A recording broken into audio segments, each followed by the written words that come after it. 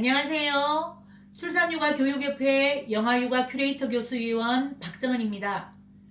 초보맘 여러분과 만난 지 어느덧 10주가 되었습니다. 박정은의 초보맘을 위한 베이비 마사지와 영아 발달의 마지막 시간을 맞이하게 되었네요. 한 주간도 잘 지내셨죠? 오늘은 소중한 내 아기의 신체 발달과 감각 발달에 대한 이야기를 나누면서 마지막 시간을 함께 하려고 합니다. 여러분, 육아 너무 힘드시죠? 저는 육아를 한 단어로 표현한다면 기다림이라고 정의하고 싶습니다. 우리는 간절하게 기다려서 임신 소식을 접하게 되고 그 기쁨을 안고 조심 또 조심하면서 뱃속에 품고 또 10달을 기다리게 되지요. 어떻게 안아주고 어떻게 만져줘야 할지 난감해하지만 뒤집고 안고 기고 걷고 뛰는 과정을 통해서 점점 발달해가는 아기를 기다리며 감동하며 행복을 느끼게 됩니다. 한 계단 한 계단 오르는 내 아기를 지켜보는 엄마로서 본인 스스로를 한번 돌아보세요. 내가 과연 순간순간 격려하면서 기다려주는 엄마인지 윗계단으로 억지로 잡아당기면서 아기에게 스트레스를 쌓아주는 엄마는 아닌지요. 저는 유아교육 현장에서 일하시는 교사들에게도 감히 말합니다. 유아 교육은 기다림이라고요.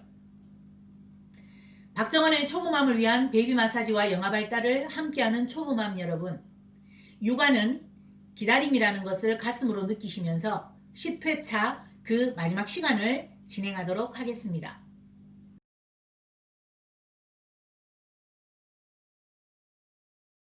먼저 영아기의 신체 발달을 살펴볼게요. 태어나면서 만 2세까지의 영아기는 제1차 성장 급등기로서 일생 중에서 신체적 발달이 가장 빠른 속도로 이루어지는 시기입니다.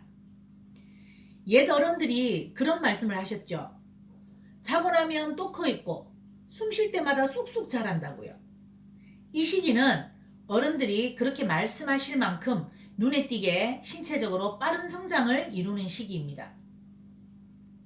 신체적인 성장 정도나 활동 정도에는 개인차가 있지만 신체 발달의 과정은 동일한 순서를 거치게 되는데요.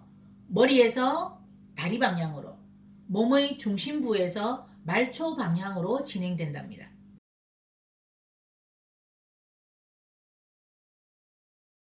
첫 번째로 몸무게와 키를 살펴볼게요. 몸무게는 생후 4개월이 되면 출생시의 약 2배가 되고 첫돌이 되면 3배가 됩니다.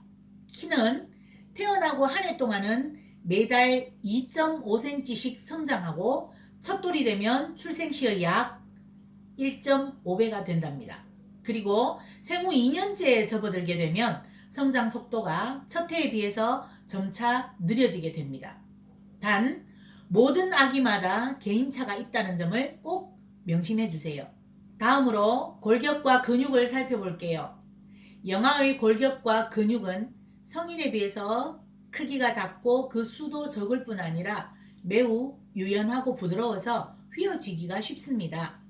사춘기가 될 때까지 근섬유의 굵기가 점차 증가하고 부드러운 뼈가 단단해지는 경화 현상을 겪으면서 걷거나 뛰기 정도로 발달하게 된답니다.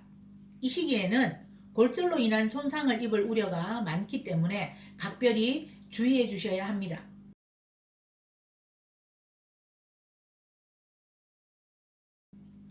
세 번째로 치아를 살펴봅시다.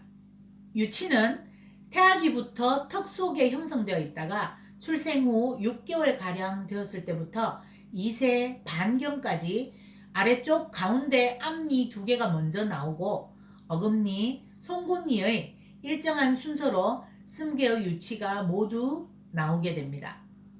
유치의 경우에 개인차가 심해서 평균 6개월 정도의 편차를 가지게 되는데요. 영양 부족에 의해서 유치의 발현 시기가 지나치게 늦어지지 않도록 균형 있는 영양 섭취가 매우 중요합니다. 유치는 조직이 연하고 뿌리가 얕기 때문에 충치가 되기 쉽습니다. 따라서 영아 초기에는 젖은 헝겊으로 잇몸을 깨끗하게 닦아주는 방법을 사용하고요. 유치가 나온 후에는 부드러운 칫솔모로 구석구석 닦아주어서 충치를 예방해 주어야 합니다. 영아기 신체 발달의 마지막 부분은 영양입니다.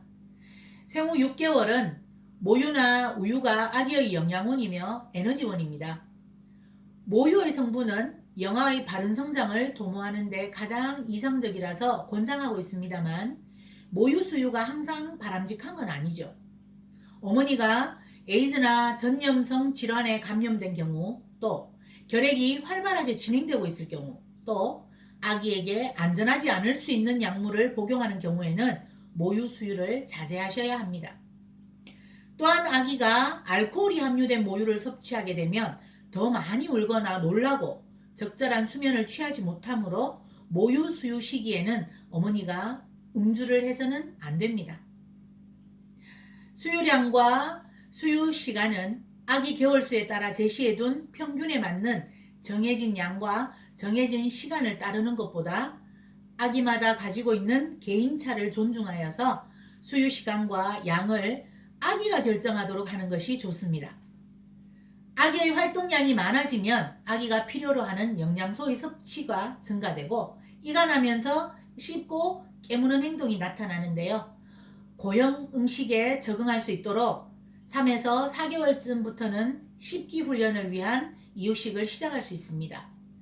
이유식은 소화되기 쉬운 미음 형태의 유동식을 적은 양으로 주다가 점차 12개월 이후가 되면 고형식으로 바꾸어서 제공해 주시는 것이 바람직합니다.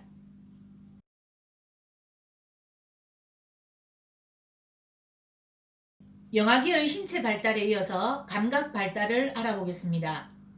감각이란 주위 환경으로부터 오는 여러 가지 자극을 감각기관을 통해 받아들이는 것을 뜻하고 이러한 감각에 의미를 부여하는 과정을 지각이라고 합니다. 감각이 자극에 대한 반응이라면 지각은 자극에 대한 해석인 것이죠. 예를 들면 길을 가다가 어떤 냄새가 날 때 그 냄새를 맡는 것은 감각이고 그 냄새가 꽃향기인지 음식 냄새인지를 구분해내는 것이 지각인 것이죠. 이러한 아기의 감각 기능은 엄마의 뱃속에서부터 발달하기 시작해서 생후 1년 동안 거의 완성됩니다. 감각의 발달은 지각 능력의 향상을 동반하면서 아기의 인지 형성의 기초가 된답니다. 그럼 영아 시기의 오감을 구체적으로 살펴보겠습니다.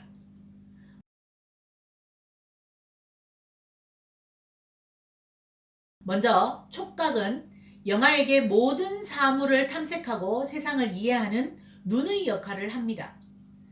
영아는 모든 대상을 입과 입술을 사용해 물고 빨면서 물체를 탐색하는데 이러한 과정을 통해서 물체에 대한 지식을 알고 사물을 이해하면서 대인관계를 형성하게 되죠. 영아가 촉각을 통해서 경험한 모든 외부 세계에 대한 정보와 주변 환경에 대한 지식은 초기 신체적 성장과 두뇌 발달에 큰 영향을 미친답니다. 다음으로 영아의 미각은 신생아의 감각 중에서 가장 잘 발달되어 있는 부분입니다. 출생 이전부터 발달하여 출생 후에는 맛에 대한 선호도가 뚜렷해지기 시작합니다.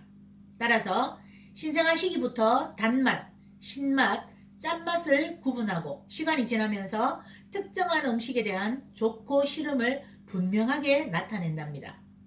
이런 미각은 영아기 전반에 걸쳐서 지속적으로 매우 예민하게 발달되기 때문에 우리 아기에게 여러 가지 음식을 제공해 주어서 다양한 맛의 경험을 통해서 편식을 예방하는 것이 좋겠습니다.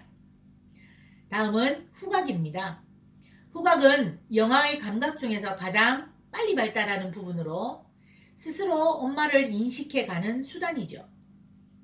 영아는 다양한 냄새를 식별할 수 있는데 바나나, 딸기와 같이 좋은 냄새를 묻힌 거즈를 코에 갖다 대면 유쾌한 표정을 짓고 생선이나 암모니아와 같은 자극적인 냄새에는 얼굴을 찌푸리는 반응을 하는 것을 볼 수 있습니다. 이처럼 영아는 후각을 통해서 안정감을 느끼고 엄마와 상호작용을 하게 되는 거죠.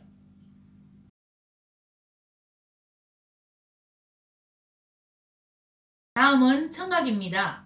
영아의 청각은 일찍 형성되지만 늦게 발달하는 감각이에요.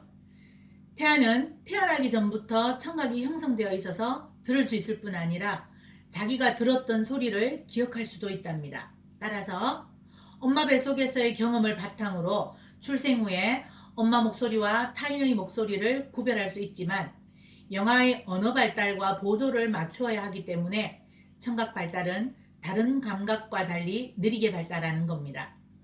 마지막으로 영아의 감각기관 중 가장 늦게 성숙하는 시각에 대해서 알아보겠습니다.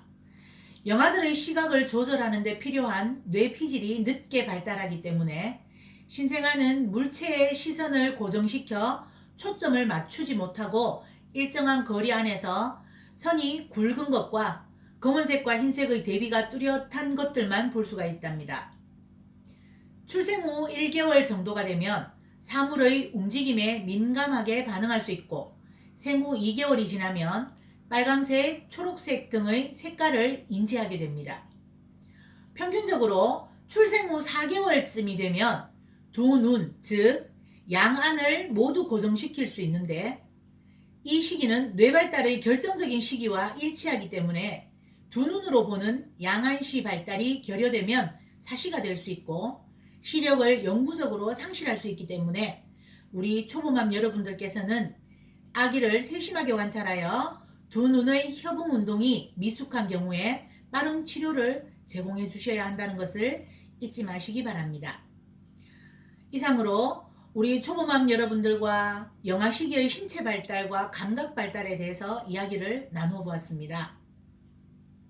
박정은의 초보맘을 위한 베이비 마사지와 영아 발달이라는 주제로 10주 동안 우리 초보맘 여러분들과 함께 달려왔습니다.